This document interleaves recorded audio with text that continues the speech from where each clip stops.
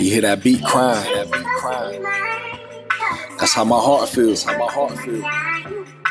let's get it. Bruh, tell me how I get here. It's been a long year, ups and downs, come and go, and feeling like I can't steer clear. Thoughts running through my mind, feeling like I've been here. I'm tired. I'm feeling like I'm running steps at Ben Hill. I'm Ben Hill, but I have some scars from the last year. Friends that I thought were friends turned, now they not here. I struggle with forgiveness. Y'all give me strength here. I'm fighting off these demons, need to fast so I can hear clear. I'm still here. Nevertheless, about to hit 10 years of marriage, so I know that I've been blessed. I'm a father to 3 kids, so you know that I've been stressed. I'm just being real, so I gotta get it up off my chest. I've been fighting with the old me, like I don't know me. Hello? Boy, who this is? Oh yeah, this is your boy Anthony Ray. Hey, Ray. Dad, can we talk? Oh! Yeah, I'm in the Where den. you at? I'm in the RapDen with my boy T. Whitey. Come on, man. Alright. What?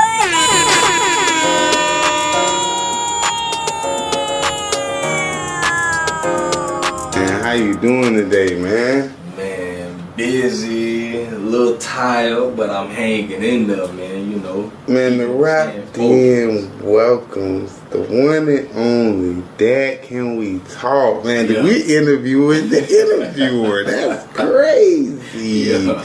Man, how you doing today, man? Anthony Ray is sitting today in the den on the couch. Man, listen, man, it's a pleasure to have you, my brother. How you feeling? Man, it always feels a little weird now because, you know, I'm always the interviewer. So being in the interviewee spot, I'm always kind of like, I be wanting to ask me some questions. The jitters. You having the jitters, huh? Yeah. Man, listen, man, we're going to get straight into it, man. But first, man, for those that don't know, the RapDen is sponsored by Papo Shop, who does sponsor a lot of the snacks and foreign treats and all that good stuff shipped from the Ukraine. And also is sponsored in by Exotic Pop. We do have a lot more of the drinks that's coming in real soon. And my boy Hot Style Hot Sauce with the hot sauce shipped all the way from Copenhagen, Denmark. And listen, and this going global. So we got some pretty good sponsors in it today, man. Listen, man. And also another sponsor is Only Beats. So with that said, we're going to jump straight into it, man. Hey, Ray, man. How you feeling? Hey, can I call you A-Ray on camera? A-Ray. A-Ray, man. How you feeling today, man? What's been good with you, man? You've been doing a lot in the community. You've been doing a lot for the dads. You've been doing a lot for your kids. First off, before we even get into it, what are you? What is your job entail? What is your title? I guess you can call me a podcast host. I'm a podcast host. I'm a community leader, I guess, if that's what you want to call me. Yeah, I'm a dad, I'm a husband, and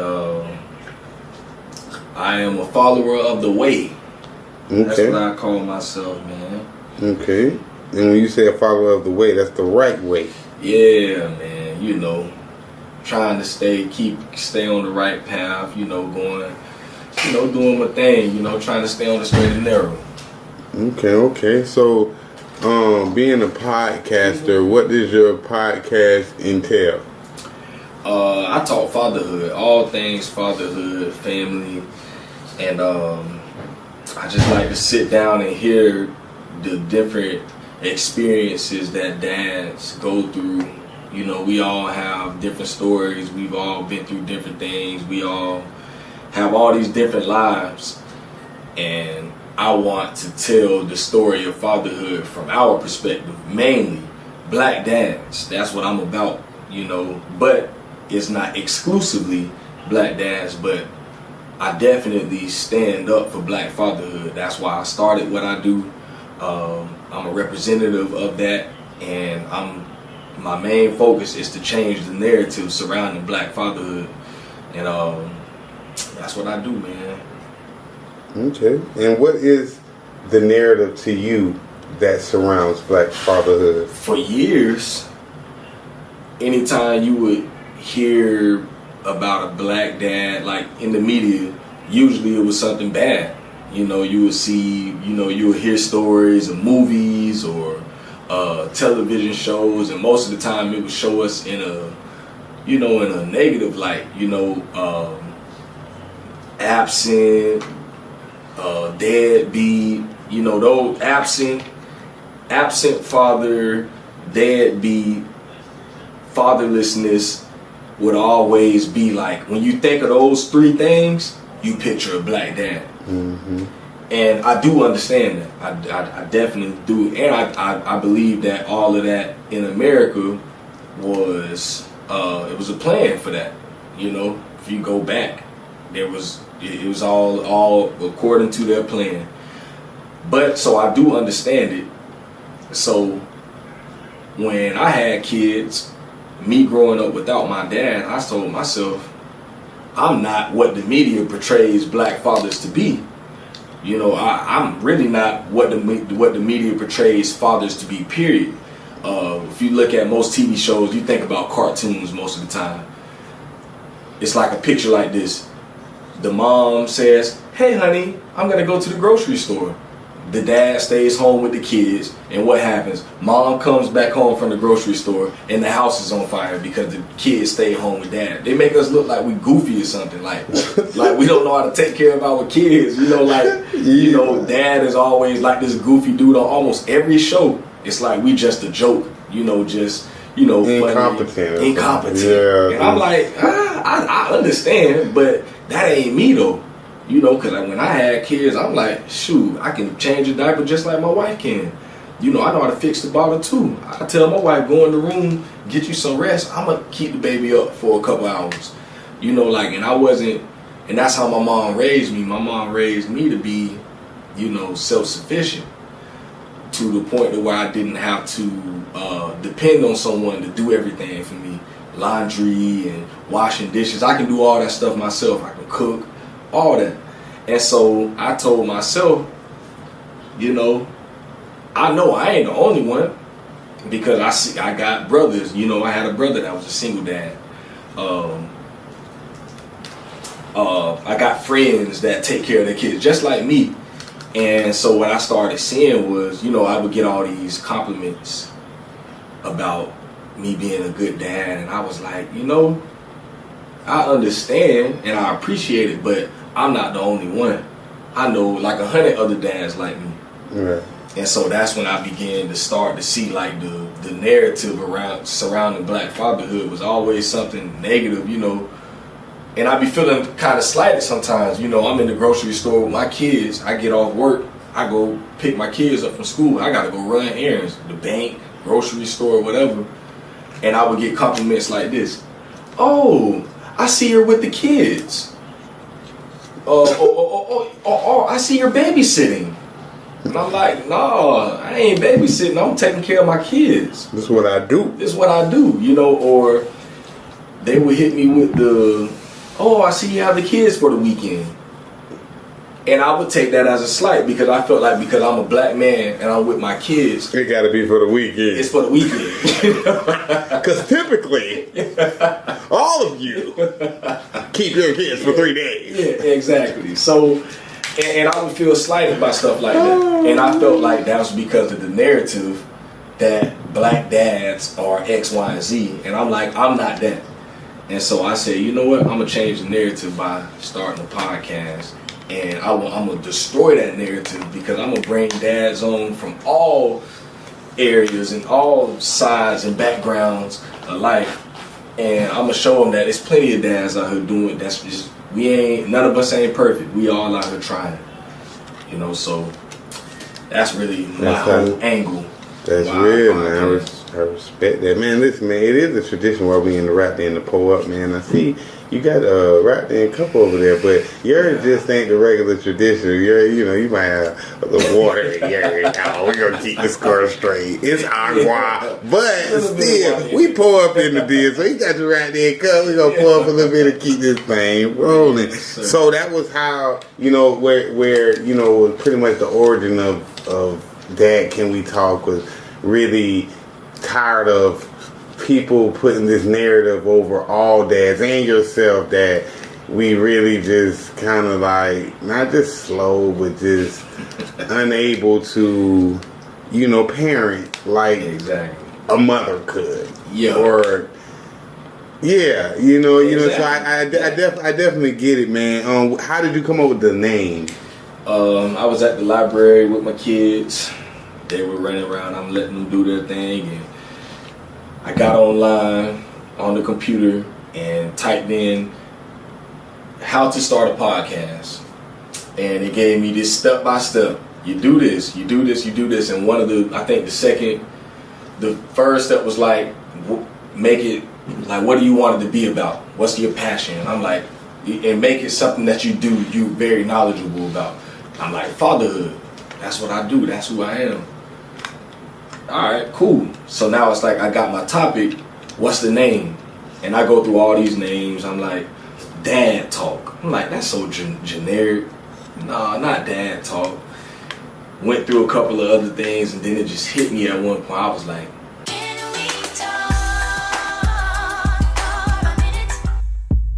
Dad, can we talk? I'm like, oh, that'd be kind of tight. Like, you know, like, and I'm like, it almost sounds like like a kid asking their dad, Dad, can we talk? Mm-hmm. You know, and which a lot of kids would be scared to even ask their dad. Scared to ask that. That's right. But I make that a thing for my kids. Like, I'm very open with them. It's very open communication. I let them, some people will call it talking back, but I'm like, I don't really look at it like that. Sometimes it do be, and I have to deal with them on that. But it's like, I allow you, say what you got to say to me. We can talk. I'm hard for that. I gotta work on that. I'm old school. You can't say what you want to say to me, No, kids. I want you to hear. I want to hear. I want to hear it, but I don't want to hear it. Because if it sounds too crazy. Because, and that was... But that's real though, man. I like that though. Dad, can we talk? But I was like, I don't want it to be from the angle of the kid. But it's more, because I think a lot of people got that, like, oh, he maybe have his kids talking to him. But it's like me talking to another dad saying, hey, bro, can we talk? Mm-hmm. You got this going on, you got that going on. Can we talk about it? Can we really talk about fatherhood, family, marriage, all of these different things? Let's talk about it. And that's where, once I said it that first time, I wrote it down in my phone. I still got it from way back, and that was like 2017 maybe, when I got to all these ideas. And once I said, Dad, can we talk? But that sound kind of good. And I stuck with it. Once I wrote that down, I'm like, that's it. That's the name. Man, I ain't gonna lie. That's very inspiring, bro. Like, and you did it right there at the library. How long have you been doing the podcast? So when I first originally got the idea, shout out to my man Jerk Jerkins, man. Hold your head up, my boy. Oh, Jerk. Oh yeah, man. So when I got the idea, I wrote everything in my phone in a note, and I went to Jerk because Jerk was working at 90.1 FM, 8, whatever it was, FM, and I was like, my dog work at the radio station. I know he can give me a couple pointers on how to start, a radio thing. That was like my idea at first. And so I went to bruh, read him everything I had, and he was like, bro, what you need me for? Bro, you got the idea. He was like, it ain't nothing like that going on nowhere in North Central Florida, period. He was like, ain't no dad show, especially by a black man. Mm-hmm. And he was like, you know what? I'm going to offer you, free airtime, for a couple months just to see what it's like. Mm-hmm. And I was like, come on, bro, you playing? He was like, for real, bro. He was like, we need this. We need something like this. And that's where it started. That was 2018. That was 2018. 2017 or 2018. It was 2018. I started at the radio show at 90.1 FM. And from there, we just kind of the radio thing really wasn't for me, and so once I stopped the radio part of it, I didn't start the podcast like what I'm doing right now. I didn't start that part until February 2020. So I took like a whole year off. I was like, maybe God ain't tell me that, maybe I heard God wrong. Like maybe God ain't tell me to do no podcast or nothing like that. So I literally put it on the back burner, and I started school July 2019, and then they taught me how to make a logo in the class December 2020. We was in Santa Fe? I'm in December 2019 on Full Sail. Oh, okay. You in Full Sail. Okay. What you in Full Sail for? Media communications. Okay. And they taught me how to make the logo. That's what you see on this shirt. I came up with this, and I was like, oh, this is kind of fresh, boy. And I was like, shoot, man, I might do that little podcast. I talked with my mentor about it, and he was like, boy, you always telling me about that podcast, but you ain't started it yet. And I said, you know what, you right, bro. You know what, you gonna be my first guest. He said, give me a time and a date. And if you go to my episode 1, that was my mentor, Adolph Means. Shout out to my dog, Adolph Means. Adolph Means. Y'all see it on the screen. Yeah. That was the first episode. Yes, sir. And he was the one who challenged me and was like, stop talking about it and do it. So that was February 10th, 2020. First episode, man. So that's when we started. So it's been 3 years officially now. Now in those 3 years when you first started, if you could tell your younger self something, just 3 years ago to where you at right now today, doing the big podcasting, what would you tell yourself? Just remain confident. Remain confident in what you do, because at times my confidence did waver because, you know, I just felt like it wasn't. I never did stop because even though I didn't have everything that I wanted, you know, at the end of the day, I always continue to keep pushing, because times when I felt like I ain't have good enough mics, you know, I wasn't confident in my editing, and I go back to my old episodes and it do sound bad, but I was trying, you know. Yeah, like, it's all learning, trial and error. And I ain't never did nothing like this in my life ever. Right. You know, I was just learning audio editing and all that. I wasn't even doing video. I would have told myself, do video from the very beginning, because I was like people really don't know what a podcast is. A podcast really isn't video. Right. Podcast is really audio. Yeah. And that's what I listened to. I was a big podcast listener. I'd be on Apple Podcasts all the time, listening to different podcasts while I'm at work sometimes. And I like to hear. You know, I'm a person that I put it in my ears, and I don't even want to see no video because I ain't got time to sit and look at something. I like to put it in my pocket and keep it moving. And so I was big on podcasts. And so it took for people to start telling me, you know, a couple months in, man, bro, I want to see the videos. And I'm like, I don't really do video, bro. Like, I just do a podcast. That's it, straight audio. But if I could go back, I would have told myself, man, get the videos, bro. Get the videos and post them on YouTube. But I was a little too lazy to be trying to. And I really didn't have, all I had was my iPad, which could have worked because I did start using it after a while. So I think that I would have told myself, make the video. But goes to that confidence, because I wasn't confident in how the video would be, how I would do it. That didn't think I would be able to be consistent posting on YouTube. So I just was like, man, I ain't got no time to do that. Now, would you tell yourself to make the videos for monetization purposes? Yes, definitely. Is this a job for you? Like, are you creating revenue off of your? I would say it's created opportunities. Okay, that's better than money. Yeah, so I've made money off of shirts, off of merchandise. I made money off of that. And then when I say opportunities, for instance, I don't want to get too far ahead, but I just had the Father of the Year for the Region 4 for Head Start up in Atlanta like 2 weeks ago. Right. Big old gala, you know, very nice event. How was that? Oh, it was.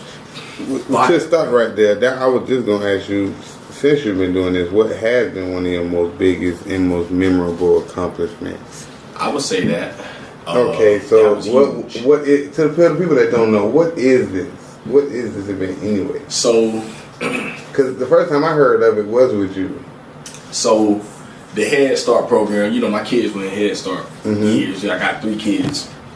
And all of my kids went through the Head Start program. My last one just got out of Head Start last year, so she's in kindergarten this year. So we're officially done with daycare or Head Start. And so throughout all the time my kids were in the Head Start program, you know, I was volunteering in the classrooms. I was the president of the parent committee. I served on the policy council board as a parent, but did a lot of different things. Okay. You know, I was just involved. You know, I'm like, I want to be involved in my children's education. So everything that they were presenting, you jumped on it? I'm jumping. Or on were you everything. researching different stuff to get on it? Oh, I was just, y'all got a policy council, I'd be on it. Or y'all need somebody to be the president of the parent committee. But how would you know if they needed it? I went to all the parent meetings. Oh, okay. And so during the meetings, they would say, hey, we got this, or we're doing this. And you was the first person to speak I was up. just like, well, people had already kind of knew me anyways, because I've been doing community work through my church for like years. Mm-hmm. So people just kind of naturally already knew me anyways because of ministry I was doing. And so I would always be the person they volunteered. Let's get Mr. Ray to do it. And at times I'm kind of like, man, why ain't really trying to be the president of the community? Right, I got time for all that. But I'm like, you know what? They were insistent. We need Mr. Ray to be that. And I'm just like, hey, whatever. If that's what we need, that's what we need. You know, I'm willing to give my time. You know, I'm going on field trips. I'm doing all type of stuff. Right. And so last year, the Head Start, this one woman from Head Start called me. I'm laying in the bed on my off day. She called and she was like, hey, Mr. Ray, you know, we have to vote. Now, all this time, for years, this is what, 2021, my kids have been in Head Start since like 2015. I ain't never heard of no Father of the Year thing. Right. But she was like, yeah, we had to vote for Father of the Year for Alachua County. And of course, as soon as they brought that up, we were like, of course we're going to vote Mr. Ray for that. Right. And so I won it for Alachua County. So she was like, I want to get a story. I want to get your story. I would want, just tell me about yourself. So I just, you know me, I already like to talk anyway. So we are on the phone for a whole hour. I'm just kind of going over all of my life for the last 7-8 years. And the woman's like, I never even knew you was going through most of this stuff. I'm like, yeah, I just be, ain't nothing I can do about it. I just live. Mm-hmm. And so she wrote up this whole story, and she was like, I'm gonna submit it to the next thing will be the Father of the Year for Florida. And so when she submitted that, a couple months later, they called me and they were like, hey, Mr. Ray, you know, you won, you were voted by the Head Start committee as the Father of the Year for the state of Florida. I'm like, oh, okay, well, dang. I wasn't expecting that, but cool. And so maybe like a month after that, I get another call, and it was like, yeah, they did a vote for the region. So for the region, Florida, Georgia, Tennessee, Mississippi, Alabama, South Carolina, this whole region, this whole southeastern region, they voted me for Father of the Year for Region 4, which is like the highest. They don't have like a national Father of the Year for the Head Start program, so the region is like the biggest award you can get. So that's what I received 2 weeks ago. Well, congratulations, my brother. Congratulations, my brother. How did it make you feel? And what did all that come with? Like, you got the key to the city? What you can do? What we can go? What we can do? What we can get free So food? for the ceremony for Florida, that one was held in Daytona Beach.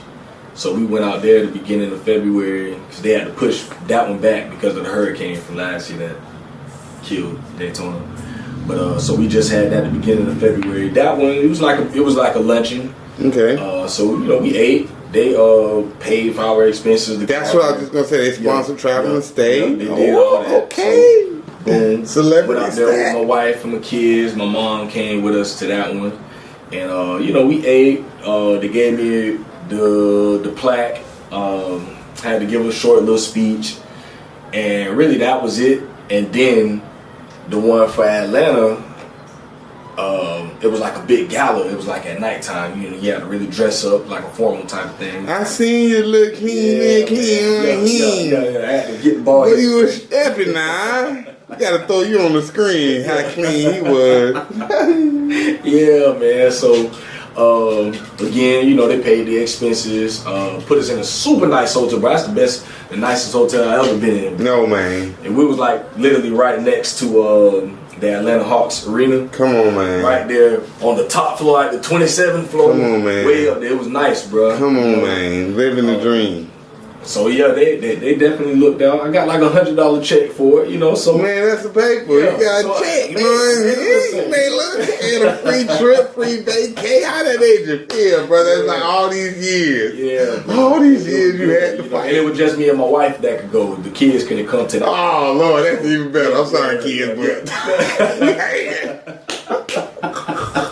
yeah, man. Hey, man, that's it was wonderful. Did you put a plaque on the wall? This one, actually, the plaque that I got for the state of Florida was like a nice one. It was real nice, like glass and all that. The one I got for the region wasn't all that nice. It was all right. I mean, right. I'm gonna definitely put that one on the wall. Right. For sure. The other one, it's like kind of got a little stand on it. I put it up on my my little thing. Okay. My degrees at it and all that. Okay. So, yeah. Degree? How many degrees you got, brother? I just got a bachelor degree. Okay, Yeah, just got a bachelor degree. Come on, man. Oh, you got from Full Sail? Yeah. Okay. I graduated in December. Oh, yeah, I remember you just graduated not too long ago. When you was going through classes and all that good stuff, I remember you, brother. It was a hard struggle. It was hard, bro. Boy, but you did it. If anybody know, you know. You did it. You did it. Man, for real, man. So how is this, how hard is it for the people that, you know, that is watching and just see all the glamour and the fun stuff and he's a great dad, but don't know how hard it is just to be a dad and keep your kids with you every day and pretty much take on the role that most women have took on in reality, you know what I mean? You know, how is that, like, just how is that for you? Just how is the whole everything, juggling this and being able to keep sanity? In short, it's tough, very tough. Man, I always tell people this is not for the weak. You know, I'm going on my 11th year of marriage this year in May, and so to be married, to have 3 kids, ages 9, 7, and 6, going through daycare and, you know, marital issues, dealing with another person, continuing to build, and we were married early, so early 20s we're married, you know, and now we're in our 30s and we're dealing with so much change in life, period, trying to keep a job and make money we just bought our first home in 2020, so trying to take care of a home, juggle bills, and you know, like I say, I was in school for 2 years, trying to keep my grades right, make sure my kids got what they need. Man, like I say, it's tough and it's rough. And at times, you know, if you're not strong, if you don't have a strong support system, as a man, having other men around you that you can talk to, and then, you know, being a man that is young, you know, women like me. The temptation that's out there to stay focused when it comes to that type of stuff. You know, and then I was doing ministry for years, you know. It's rough, bro. You know, just to keep yourself right mentally. It's just it's a struggle at times, and the last 2 years have probably been the hardest years because I've been through so many different changes in these last 2 years. So many things that's went on, just with now owning a home, school, the podcast. I got so much on my plate. And, you know, and then I got a wife who's changing and has her own things going on, and we're just trying to make it, bro. Listen, And it's hard. It's hard, bro. And people don't understand that because all they see is, oh, he winning this and man, big money. And boy, I knew you were gonna let me hold some. I'm pretty sure you got hit up by all type of people. And then on top of all that, I just had Tay Diggs on my podcast. I was just getting ready to say that. Tay Diggs. How was that? And how did that even happen, bro? You got Tay Diggs to hit you up on a podcast. Honestly, I don't know how it happened. I just got off work one day. When I get off work, I check my emails, check my texts, all that. So I get off work, refresh my email list, go through all the... I usually just tap, mark as read. Because it don't be nothing important. So I seen something like something about my podcast. Every now and then I get requests. People who wrote books and stuff, they'll like write me and stuff. And they reach out to me about being a guest on the podcast. So I seen something, it was like Tay Diggs podcast or something like that. And I'm reading the email and it was like this woman reaching out to me. She's like, hey, Tay Diggs is taking a break from filming and he wants to get on, he wants to be a guest on podcast. Some podcast. And he was saying, she was saying that he wants to be a guest on podcast about parenting and fatherhood, and I guess he was having trouble with sleep, with what they call it when you have trouble sleeping, insomnia. And so as I'm reading that, I'm like, man, this junk seemed like a pure scam, a hoax. Like, why would Tay Diggs' manager be writing, Dad, can we talk about a podcast? So I was like, I just put it to the side. I'm like, that's some scam type of thing. They trying to get me to reply so they can. So I left it alone. So I'm continuing driving home from work, and I thought about it. I said, damn, what if that's real? Mm-hmm. And so I say, well, all I can do is write them back and see what they say, just to kind of test it. So I emailed the woman back. I was like, hey, thanks for reaching out. Yeah, I would love to interview him. Just let me know the times and dates he's free. I'm just like, they ain't gonna reply. Man, 10 minutes later, the woman wrote me back. And she was like, I'm gonna talk with him today, see what his schedule looks like, but he would definitely love to be a guest on your podcast. I've been checking it out, and I think it's like perfect for what he wants to, be a part of. And so I screenshot it, sent it to my wife, like, this woman talking about Tay Diggs want to be on my podcast. So my wife like, come on, Shad, like, that's for real? I say, it seemed like it. She wrote me back. So she was like, okay, shoot. I'm like, all right, I'm gonna see what they do.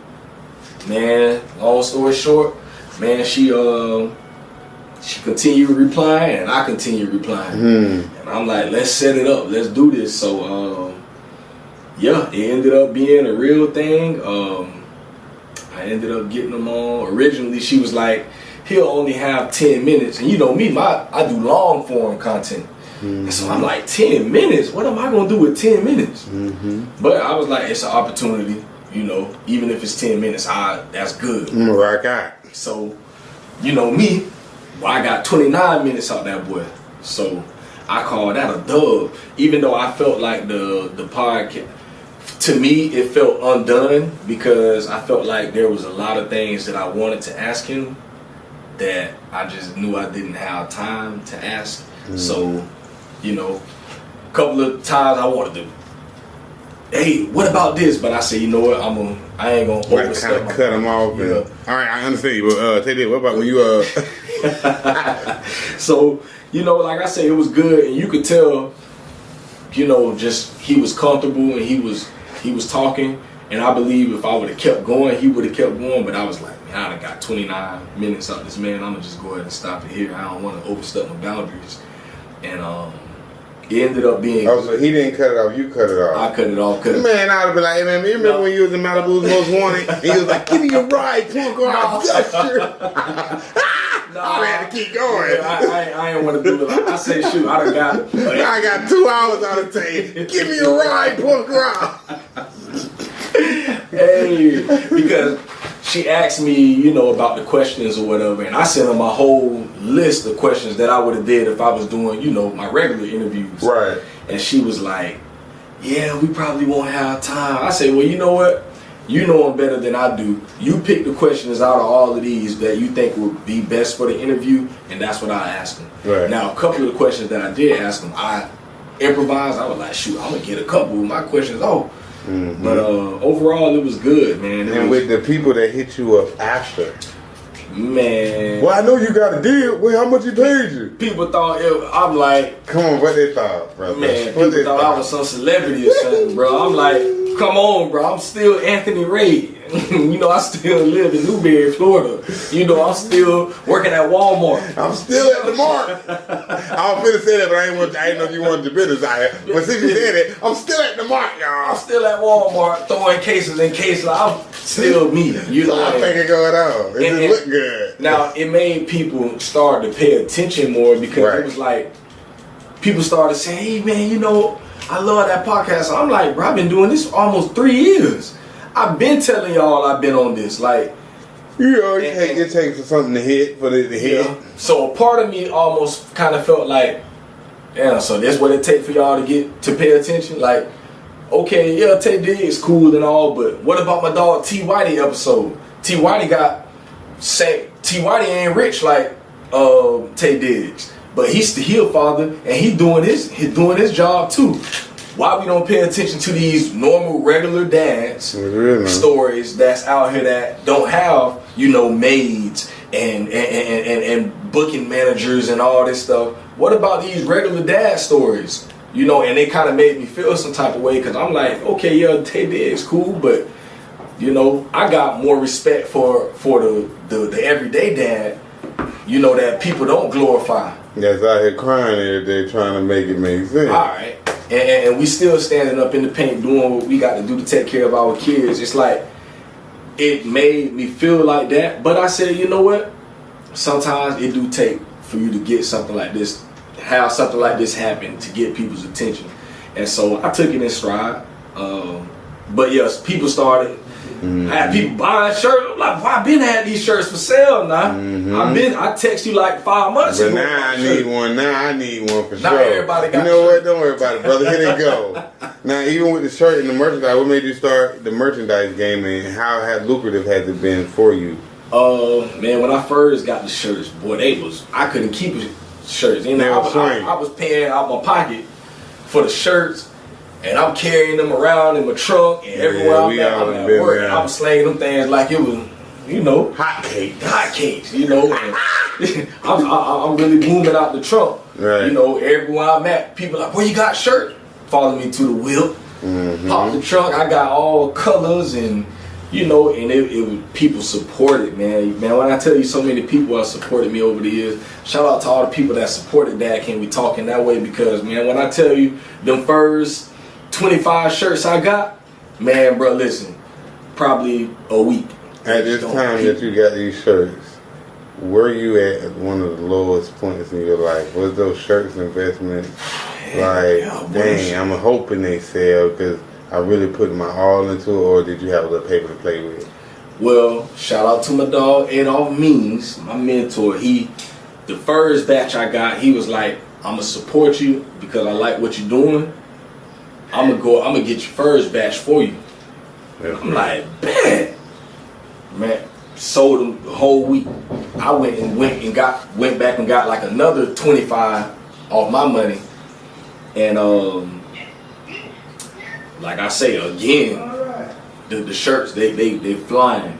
You know, people getting the shirts and people support you. I know that you also do, you know, a lot of other things like the Dad Walk and, you know, the Swag Dad Group. And how did these things come up and, like, how do they tie with the Dad Can We Talk? My Dad Walk, I did my first one last year. It was just the idea I had. I've always wanted to do something like this for years. And last year I was like, you know what, I'm just gonna put it together.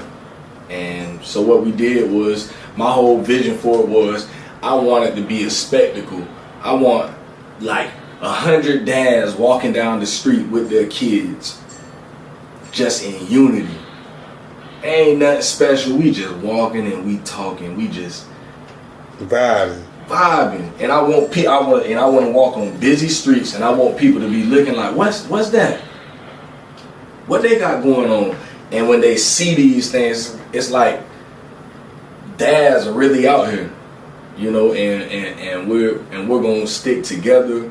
We're gonna be one band, you know, and that's really what I wanted to see. Last year I did my first, last April, probably had about a good 10 dads come out, 10 to 15, and it was good. We all had the kids. Moms are always welcome. I don't care about that, but I just want the dads to definitely come out with the kids, and we walk around a block, East Gainesville. We started at a park at a basketball court at A. Quinn Jones School. We ended right back at that same court, and the thing was when we get back to the park, we had basketballs, footballs, soccer balls, frisbees. We had some refreshments, some water, some Gatorades. We had a guy come out and cook some hot dogs, and we just vibe. You know, like we at the park now, we did the walk, and we come back, and everybody just come back and we fellowship. You know, I got dads. I'm introducing this dad to this dad. Right. Because I know all these guys, and now I want for y'all to know each other so that we build a community of dads where, you know, if I need something, I need to have somebody I can call. And then I might need to call Whitey. If Whitey ain't available, you know, I need to be able to call James. You know, if James ain't available, I need to be able to call Tavares. You know, I need these a network of dads, and I want to create that for other men. You know, because I feel like I have that, but I know a lot of men don't have that. So I wanted all these people to come out. So we're about to do another one this month, March 26th. It'll be a Sunday from 9 to 12. And I want the same thing, same vision, but this time I'm doing it out west. Okay. At Canapple Park. So we're just going to walk right down Tower Road, you know, another busy street.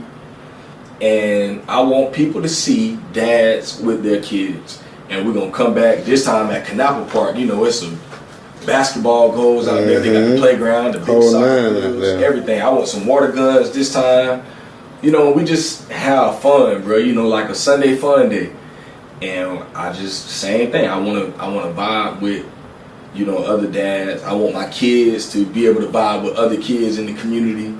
And I be really wanting my kids to meet other people. Because my kids always ask me, Daddy, how you have so many friends? They'll see me talking with somebody in a grocery store or something. And I'm like, he wasn't even my friend. 3 years from now, where do you see it? What is your vision? What do you want it to be?